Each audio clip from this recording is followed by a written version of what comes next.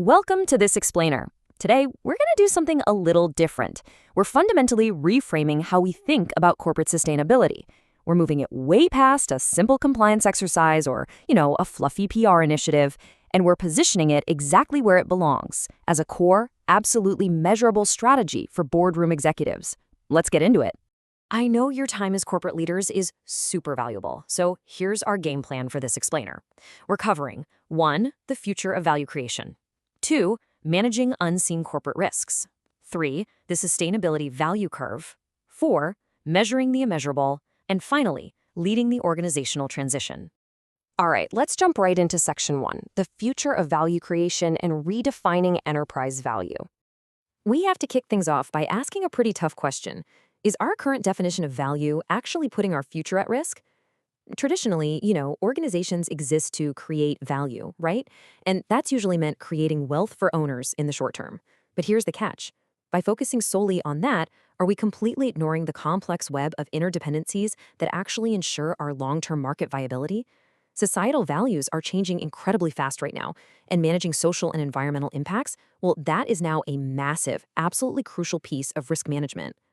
So, the formal definition of sustainability is development that meets present needs without compromising future generations. Now, I know that sounds a bit like a UN charter, but in the boardroom, it rests on a very hard financial reality. It's fundamentally about ensuring your organization survives and thrives across time and space. You're balancing economic, environmental, and social performance because, honestly, they are just deeply, deeply interdependent. Okay, moving right along to Section 2, managing unseen corporate risks, or pricing the unpriced. Check this out.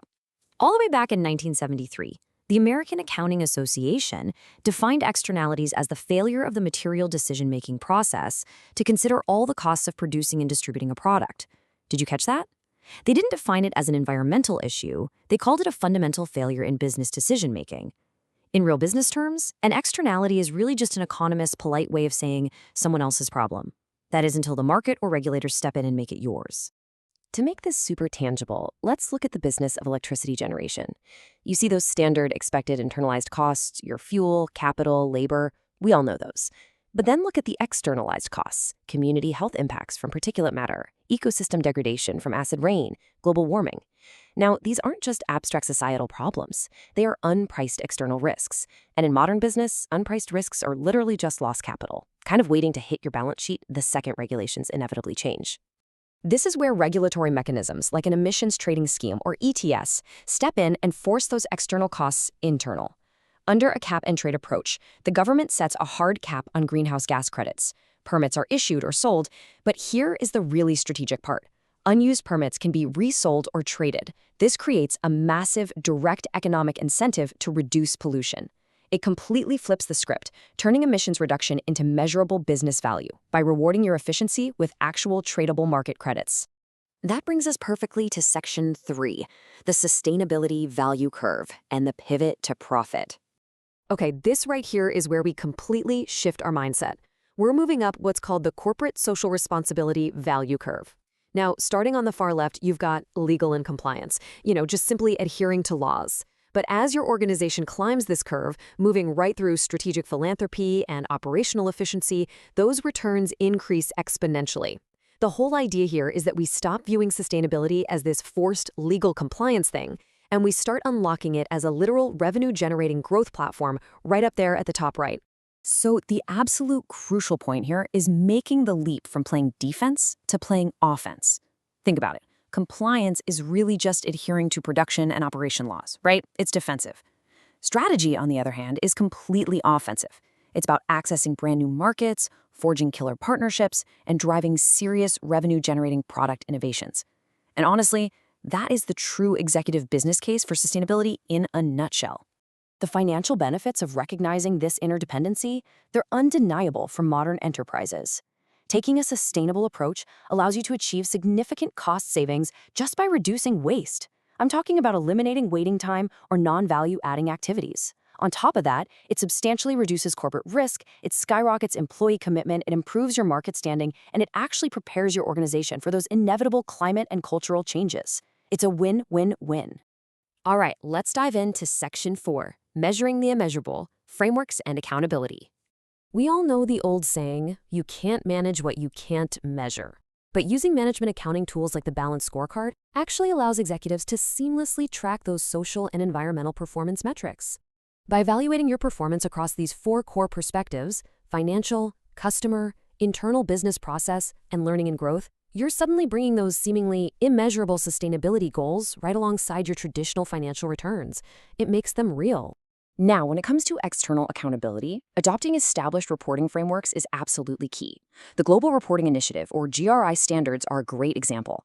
They move from universal foundation disclosures all the way down to specific economic, environmental, and social topics. Let me tell you, adopting a robust framework like the GRI dramatically increases the rigor of your report. And more importantly, it ensures comparability in the open market. It lets investors compare apples to apples. The beauty of the GRI is that it relies on really strict principles. It defines report content through things like stakeholder inclusiveness and materiality, and it defines report quality with principles like accuracy, balance, clarity, and reliability. By strictly governing both what you report and how well you report it, you're guaranteeing that stakeholders are making their decisions based on totally reliable, balanced, and material data. And bonus, it completely shields you from any nasty accusations of corporate greenwashing. If we want to dig even deeper into operational efficiency, we bring out an incredibly powerful tool called life cycle analysis, or LCA. What this does is evaluate a product or service's total financial, social, and environmental impact across its entire life cycle. We are literally talking from the exact moment of raw material extraction all the way to its ultimate disposal, the whole shebang. When you expand your value chain to really encompass life cycle thinking, it stretches your management view way past just your inbound logistics or what's happening on your own manufacturing floor. It reaches all the way backwards to material acquisition in your supplier's operations, and it reaches all the way forwards to customer use and end-of-life disposal. It forces you to hunt down and identify wasted capital and environmental risks across the entire supply chain network. It's a total game changer. For a really practical application, just take a look at the life cycle analysis for flight services. An LCA doesn't just track the cost of aviation fuel while the plane is in the air. Oh no, it meticulously tracks everything from greenhouse gas emissions during ground services to noise problems that might be affecting local communities, all the way down to injuries and days lost by employees who are handling waste disposal. Seriously, it leaves absolutely no hidden cost unexamined. And that brings us to our final section, Section 5, Leading the Organizational Transition, Systemic Thinking, and Action. So how do executives actually lead this kind of massive transition? Well, success really requires embedding key components of learning for sustainability straight into your corporate culture. It all starts with having a vision that things can and need to be better and having the guts to challenge the status quo. But most critically, you've got to employ systemic thinking. You have to recognize that complex web of interdependencies so you can build strategic partnerships and truly understand the far-reaching consequences of every single business decision you make. Okay, here is your major actionable takeaway from this explainer, a 5-step procedure to actually implement and maintain an environmental management system, or EMS. Step 1, articulate a clear policy commitment. 2, assign real accountable responsibility. 3, identify significant environmental aspects and legal requirements. 4, establish hard targets. And 5, continually monitor and strategically review your progress. Following this exact systematic process is what allows your organization to achieve those recognized standard certifications, like ISO 14001, and really utilize environmental management accounting to drive serious financial performance. So, I want to leave the board with one final thought today. Where does your organization currently sit on the mountain of sustainability? And what is your next operational step upward? When you evaluate your current operations today, are you still stuck at the bottom, merely complying with the law? Or are you ready to employ systemic thinking, take that next big step toward active innovation, and secure your long-term profitability? Thanks so much for joining me for this explainer. Keep climbing that curve.